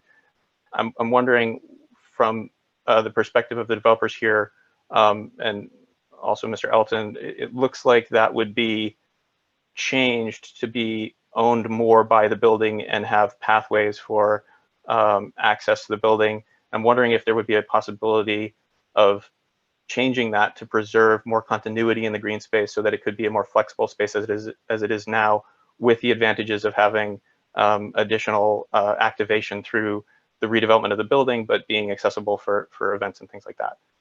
Thanks. I guess I should be answering that. So it is true that I don't know about ownership, but it is predicated on the assumption that there would be some access to the middle, close to the dome area of the building from the south side. I think right now in the scheme that you've seen, we are proposing a very, very small vestibule addition on the south side. But I think that that's something that that's what we would prefer. That is what we would prefer. But I think we could easily create an access into the building that doesn't require such an addition. But our proposal does propose to have that main entrance into the housing from the middle of the south side, so as to preserve. We want to say that a lot of the reason that we're doing this is because we are creating a dedicated performance space that. Can't hear you. You're muted. Nick, you're muted. Hello. Sorry, can you hear me now? Yes, there you are. I'm very sorry. I don't know how that happened. I apologize. I mean, we are creating a dedicated performance space that is accessed off of Center Street. It's not sharing the space with the housing or any of the community space that's dedicated for the housing.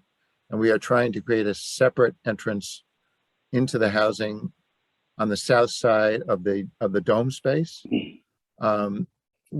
which I think you're right, is similar to what was being proposed by New Atlantic. I think this could be done without the proposed addition that we're showing currently. We're trying to establish handicapped accessibility in a way that is sensitive to the building, but we do have an alternative, but it is important that we be able to access the housing portion from the south side. That is part of the proposal. Of course, if that's a significant criteria, it's obviously something we could look at to see if we could modify, but that is what's being proposed right now. Okay, there are questions, Pablo, on the chat about the affordable units. Can you talk a little bit more about the affordable units? Are they 1 bedroom, 2 bedroom? What kind of affordability, etc.? And then we'll go to Harry. I will pass to Nick for that. Yeah, so for the affordable units right now, we have 13 dedicated as affordable, and we're allocating them evenly across the unit mix types.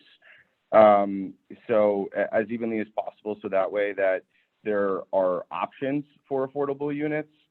And in addition to that, we're also talking to Mass Housing, and we're in negotiations with them right now to be able to provide workforce housing at 120% AMI. But we really are open and are trying to be as diligent as possible on the affordable housing side of this. And we're also building it out with affordability in mind for not only the affordable units, but also the market rate units, right? Because I think that's important as well, especially here in Jamaica Plain. Okay, we have 2 hands up, Harry and then Christine. Yes, just a follow up to that question. Can you be more specific about the rent levels for, you talked about rent starting at $15.50. I'm assuming that's for one of the smaller units. Could you just lay out what your rent range that you're proposing or looking at for the 1 bedrooms, studio 1 bedrooms and 2 bedrooms, so we can have that? Yeah, absolutely. So, and I'm more than happy to provide literature to the Hyde Square Task Force as well, so you guys don't have to memorize everything and write everything down. But the rent ranges are going to be from $1,550 to about $2,600. So it's a pretty tight range. It's not going to be anything, out of the ordinary. And we're again trying to develop these units with affordability in mind, not only for the market rates but also the affordable units. And ultimately, right, there's obviously, a very long permitting process that goes on after this, and the plans change and they're very dynamic, as you know, change and different things like that. So it's definitely going to be in that range, but it may change depending on what the final permits are issued for, but that's our current range. So could you, it would be very helpful to see that in writing. I'm assuming you're saying 2,600 would be the 2-bedroom Correct. units and going up. Okay, thank you. Yep. Thank you. Christine? Yes, I'm interested in the 10-year rent-free period. This implies to me that after that, you or some entity will own and rent out the theater, but that the community will be charged after that. And I'm also wondering about parking for such a big theater. Yeah, those are great questions. Thank you so much for asking that. So when we came into this project, we really had to think long and hard about how we can make this project feasible financially. And so after doing a lot of data research and talking to event brokers and whatnot in the area, we landed on these what we'll call floors in terms of how many days can we give the community at a bare minimum. Obviously, if it's not being rented out or whatever, we'll allow more access, but how many days can we give to the community where no matter what, over the next 10 years, it will still be financially feasible, right? Because we're talking about a $4 million community space that we're giving the community free of charge to use, right? There's obviously the initial expense, of course, but there's ongoing expenses associated with that, right?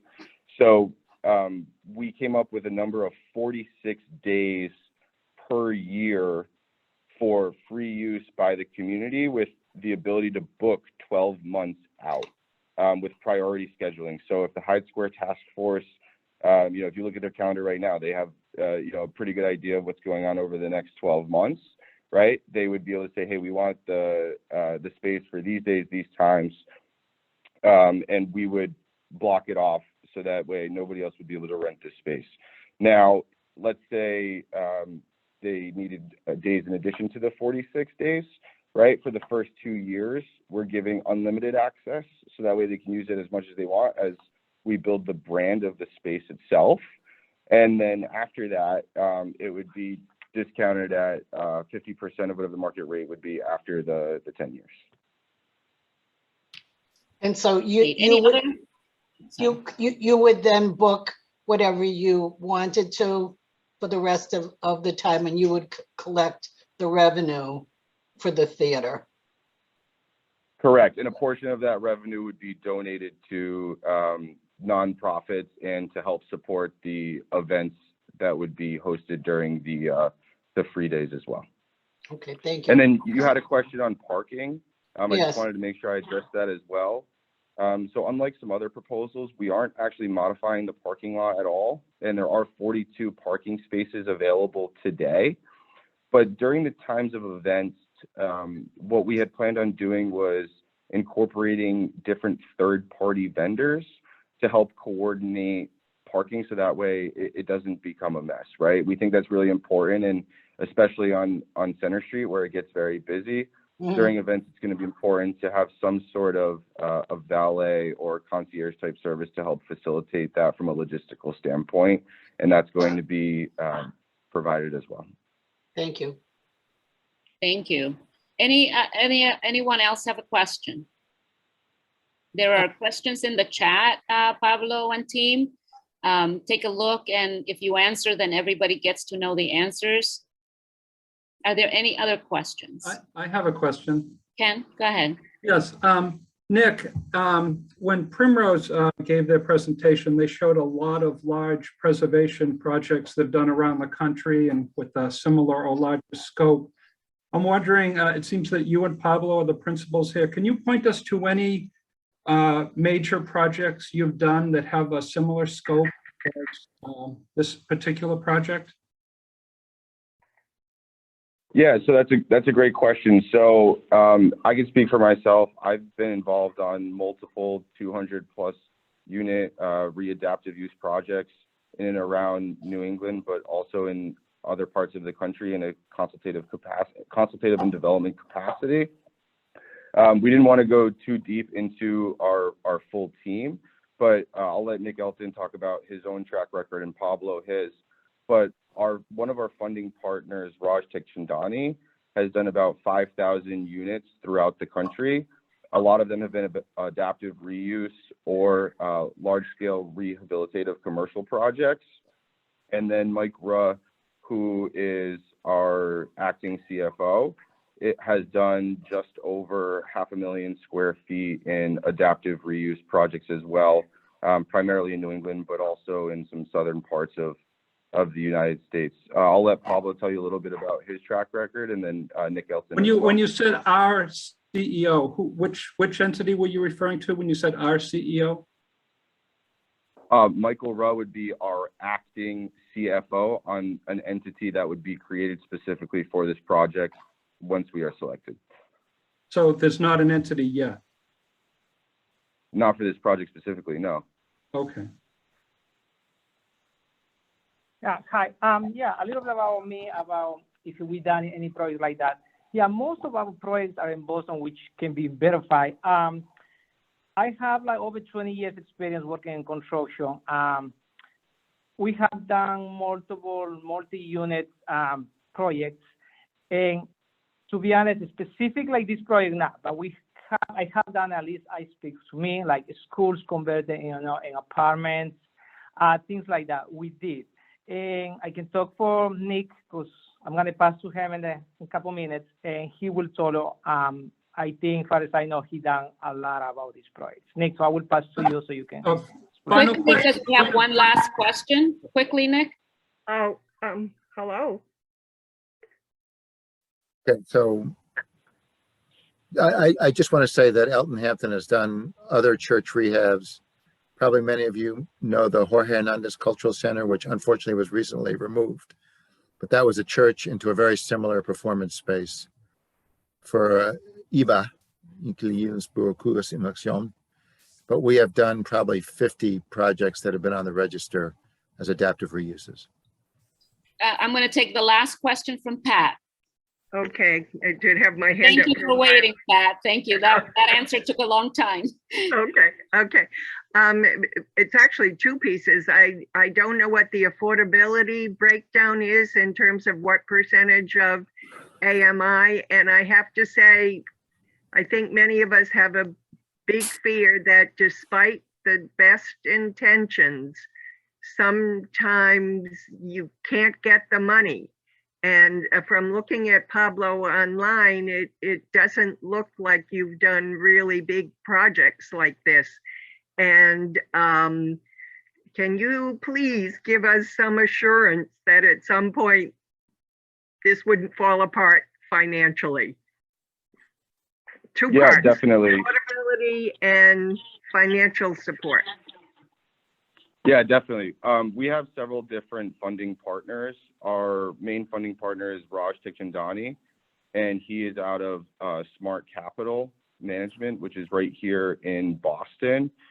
We also are going to be working with Crowd Lending Incorporated on this project and some credit unions as well. Now, we also have a number of private investors who have already committed significant capital to this project once it's under contract.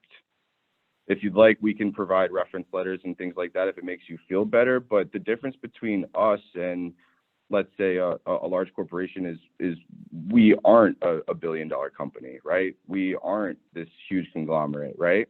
But we've both been very successful in our own rights, the three of us, in our aspects of real estate. And we have tremendous partnerships, tremendous funding partners that have already committed to funding this should we get this under contract. Thank you all. We have. The affordability aspect because of AMI. And also I want to add, we have had other people, many in JP, who've said similar rents. But then when it happens, it's, oops, we have to go to 3,200 instead of 2,600. So if you could address both those, the affordability for the affordable aspect and then the market rents. Yeah, definitely. So the affordability is going to be 60% AMI for the affordable units we have set forth. And in terms of market rents, like I said, we're committed based on the plans that we proposed to you today for that range of 1,550 to 2,600.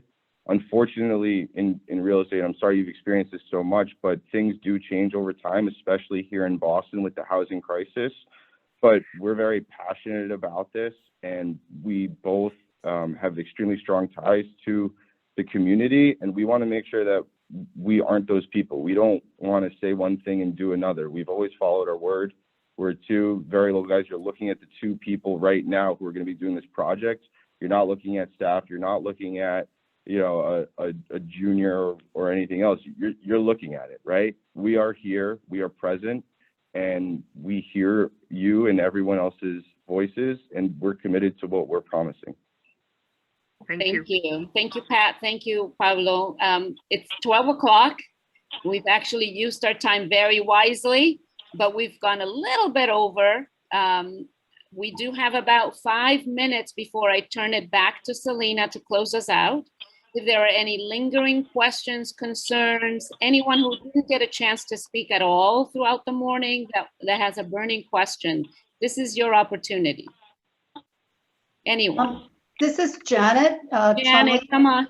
Hi, at Westerly Street. And I guess my question is sort of what kind of neighbor would these organizations be?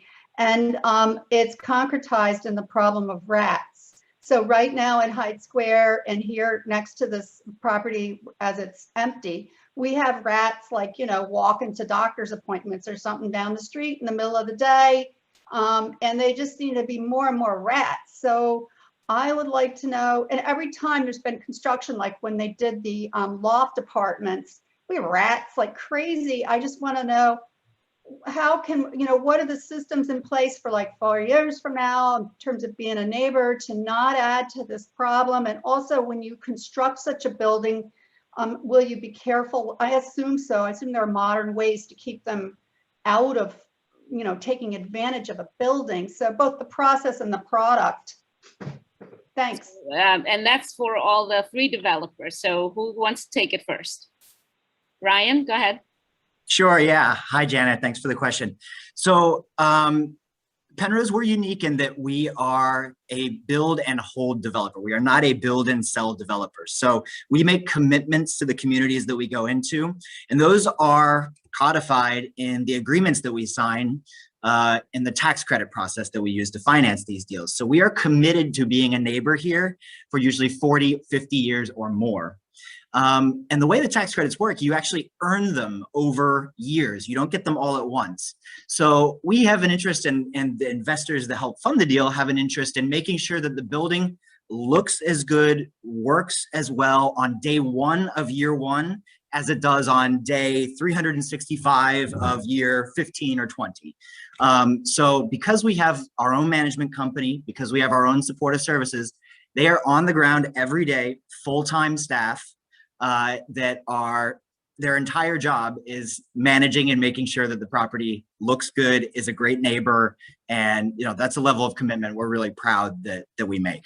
We also do that. We do this all the time. You know, there are a lot of other similar buildings in cities that also have rats. And, you know, we understand the concern completely. We live here too. We see it. We respect that you want your neighborhood to be safe and free of pests, and have a lot of lessons learned about how to manage those kinds of issues. That's right. Thank you. Pablo? Do you want a chance to respond to the rat issue? Yeah, great question. I mean, look, we're in Boston. There's pets everywhere, and nobody likes them, right? I think you see them on every construction or development project, especially the larger ones.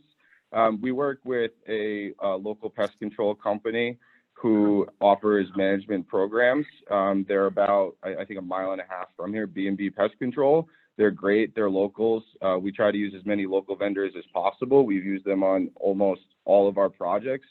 And the way they manage pests, particularly in terms of rats and mice, is first, when we go under contract on a property, they set up bait traps around the perimeter. They spray foam in cracks and seals to prevent access. So that way, when the rats do come out, And while they're inside, they go into these boxes and are terminated. And they also do a maintenance program once a month. So they go and check on these boxes once a month. They lay these traps, they clear the traps, and they put new traps down each and every month. And that will continue in the entire duration of the construction project from the day we get it under contract, because as you may know, rats also cause problems for construction. They eat electrical wires, they eat insulation, they tear up foundation walls by burrowing. It's absolutely terrible for the building itself. And so that is pretty much, we do something on day one moving forward until construction is complete. And then once construction is complete, usually by then the problem has been eradicated to a point where you can go on a quarterly maintenance plan where they come once a quarter. But if the problem persisted after, I'd probably say a year to 2 years of pest management, then we would keep doing it at the level that's needed to make sure it's not an issue. Thank you. Is Saeed still with us? This is Mike Lozano. I'll answer for Nuvu. So echoing some of the other developers, in the short term, any contractor we engage with that will be actually doing the construction will be required to design and implement a construction management plan. Part of that plan will be pest control during construction. In the longer term, our proposal includes an operating school. So obviously pest control will be very important. And, we want to be good neighbors. We expect to be good neighbors. We will be good neighbors. Perhaps most importantly, like the building that's been vacant for a long time will be put to new use, and we'll have people engaging with it. And, again, pest control will be very important. So we're happy to work with the community related to that. Well, I want to thank all of the 3 developers. Can we just give them a hand? All 3 of them. And I want to thank each of the community members who joined us for this important conversation and for your patience with us as we navigate all of the questions. And, don't forget to fill out your survey. It's in English and Spanish. And I'm going to turn it over to Selena to close us out today before we go to our open house. Thank you, Marta, and a big thank you to Marta for facilitating this morning session, and also to Juan for the translation services. Thank you so much. And thank you to all of you for taking the time. As you know, following this meeting from 12:30 to 2:30, we are hosting an in-person open house where you have the opportunity to more informally come and interact with the developers, ask questions, any lingering questions you may have. We will also be actually reviewing the chat, and if there are sort of questions that didn't get answered, we're happy to sort of make sure that they get answered. We'll be able to put responses back to you as much as we can. Also, a reminder that on Monday, September 20th, from 6 to 8 o'clock, we have another virtual session, very much like this one. So if you have friends, neighbors who you think need to listen to these presentations, we would love for you to extend the invitation. And in addition, you did hear earlier that we're in the process of organizing 2 additional in-person sessions that will be available both in English and Spanish, to make sure that we get as much participation as possible. Do not forget to complete the survey. And that is it for now. Looking forward to seeing many of you here at Hyde Square Task Force in a little bit. Thank you so much for taking the time. I have a question, Selena. Oh, yes, go ahead. It's Betsaida. For the open house, what the presenters will be there? Yes. Okay, because I have a lot of questions, and basically I want to be able to do it in person, because it's really, I don't like to do it this way. Perfect, Betsaida. We'll see you in a little bit. They're here in the building. Okay, thank you very much. Sure. Bye. Also, how do we access the survey? So the link is in the chat. Oh, okay. And so you can go ahead and access it that way. And if you, for whatever reason you miss it,